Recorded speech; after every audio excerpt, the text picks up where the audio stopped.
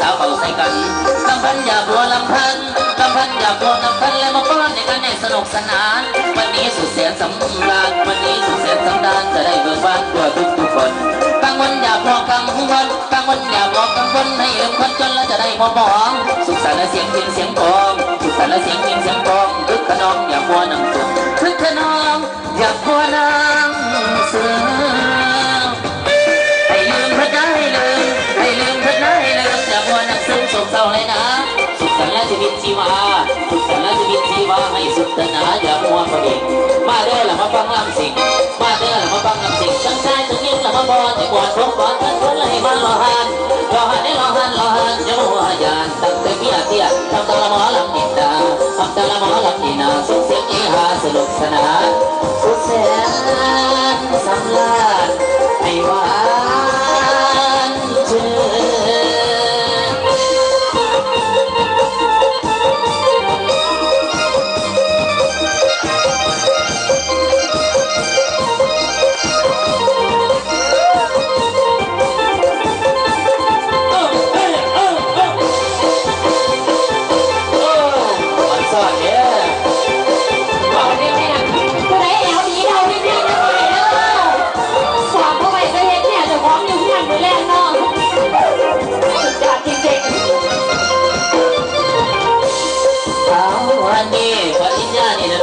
สิ่งประตูติ่งเดิมแม่ลำอันไหนละพอคิดแต่พลังเกี่ยวเรื่องเพิ่มเสียงลูกมาลูกลงนกหน้าเสียงตาขามาแข่งสนจนเต้นเป็นบ้านแล้วเรียกมากคุณครูสิทธิ์ที่ทั่วลูกไก่ตีสารนอเสียแต่ภาษีแต่เยี่ยมแต่ละเป็นไปเอามา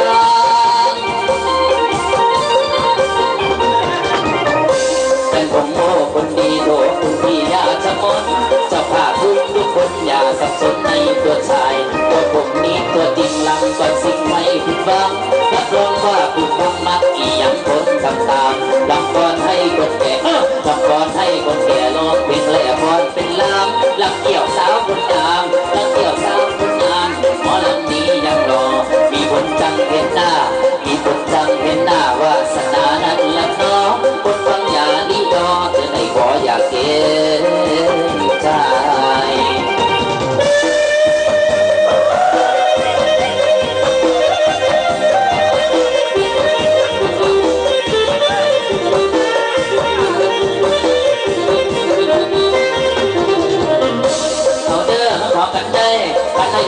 ว่าเกียงขอเพี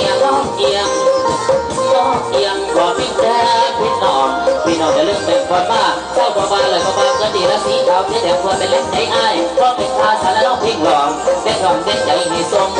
สมนั่นแหละเป็นหมัดแม่จะแพงวีกินเหนียวเดี๋ยวพักงานละพักวันดาล่ามาเพิ่งโกรธเพิ่งรอด้วยสิโกรธใช้ดำดอกดอกด้วยตัวอายกูแอลล่า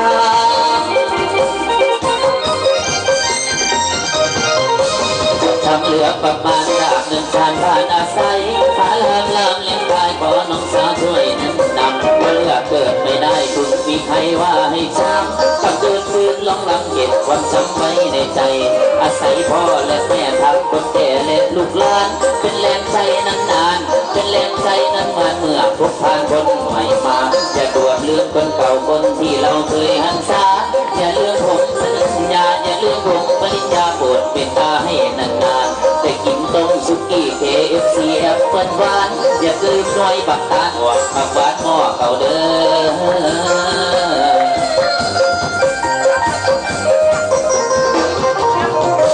เอาเด้อขันยาให้เกิดแล้วเด้อพี่ตาหวานแล้วว่าเป็นตากามาดวนวันนี้ที่เป็นหน่อยที่อยากแต่งมาคอยมาคอยจุดเดือดสะดงผ่าดองมาเด้อปะเอ๋ยขันพอลุ่มนั่นเราเป็นแม่ป่ากินเป็นลูกหลานผมขอหมดบ้านคุณพ่อคุณแม่ผมขอวันคุณตาอย่าลืมขอปริญญาแด่เด้อทา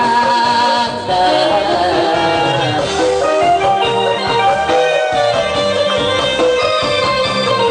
เจ้าหาบอกร่มบรรยากาศนะครับมอบหน้าที่ทางพลังสาวของเขาดีครับผมให้พี่น้องในเมืองทองแล้วกันนะครับ